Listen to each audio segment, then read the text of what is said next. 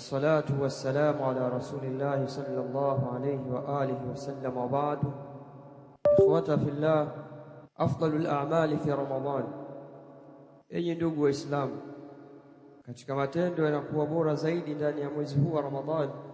Ilamu rahimakumullah anna afdal al-a'mali fi Ramadan ma shara'ahu Allah wa bayyanahu rasuluhu sallallahu alayhi wa alihi wa sallam.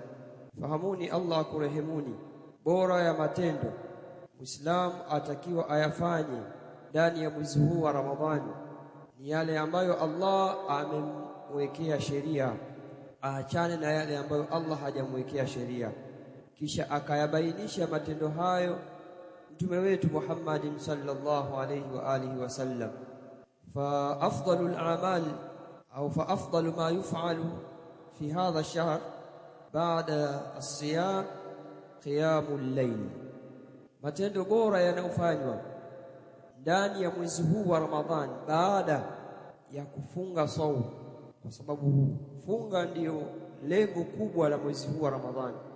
Baada ya kwamba tumemaliza funga, tendo kubwa latakiwa tulifanye ndani ya mwezi huu wa Ramadhani qiyamul layli, visimamo vya usiku, kuswali sunna za usiku, min salati tarawih, kuswali sala ya tarawih. Hii sala ya tarawih hiya sababu limaghfirati dhunubi wal khataaya, ni sababu ya kusamehewa madhambi ya waja na makosa ya waja, lakini kwa masharti. Kwa nini tunasisitiza hili na kuwakumbusheni hili? Ni kwa sababu sote tutafuta msamaha wa Allah na sote tunasali kwa kutaka radhi za Allah. Ili uweze kupata malipo haya, Mtume sallallahu alaihi wasallam ameeleza kwamba hii sala tarawih ni katika moja ya vitu au sababu za kusamehewa madhambi.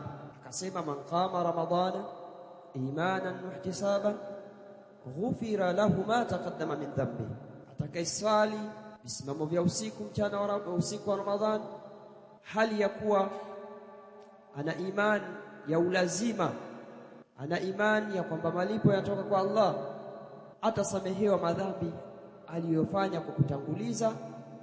Lakini haya wa hadha al-ajr, haya malipo haya ya kusamehewa madhambi mja, yanalu man qama ma'al imam hatta yansarif, atayapata muislamu ambaye atasali mwanzo wa takbira ya imamu mpaka mwisho wa salamu ya imamu katika swala ya tarawih.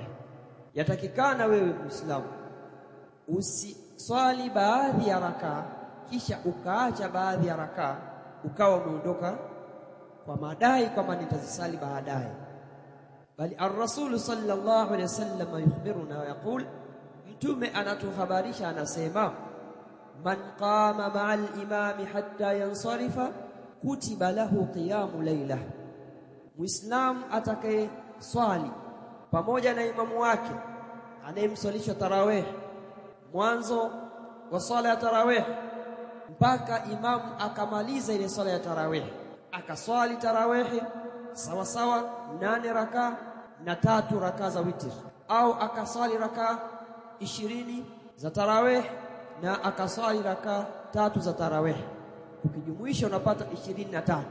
Kwa baadhi ya misikiti na swali 23 na baadhi ya misikiti na swali rakaa 11.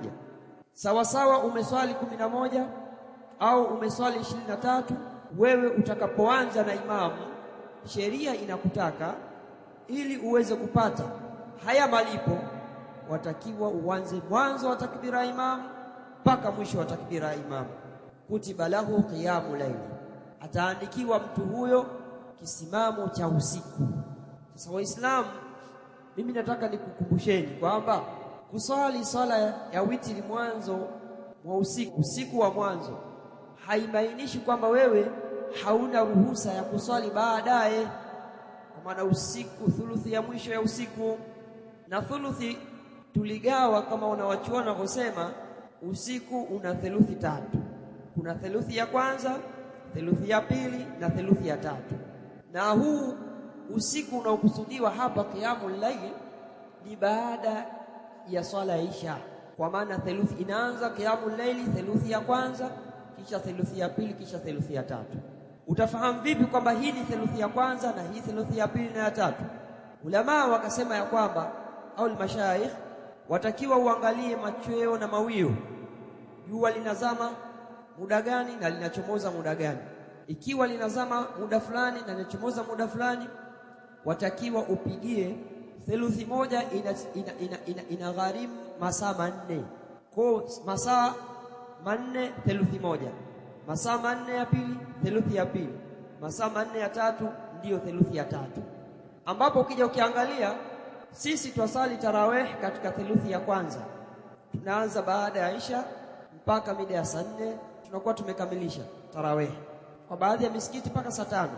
Sasa wewe ukiwa unataka malipo haya, swali pamoja na imamu wako, na witri swali pamoja na imamu.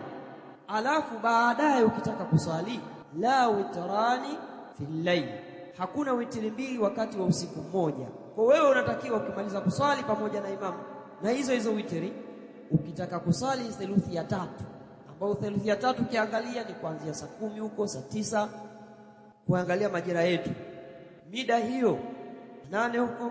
Sasa wewe utaswali mathna, swala za rakaa 2, hata uswali 100 sheria inakuruhusu. Lakini haitokuruhusu sheria uswali witri ndio hautoiswali.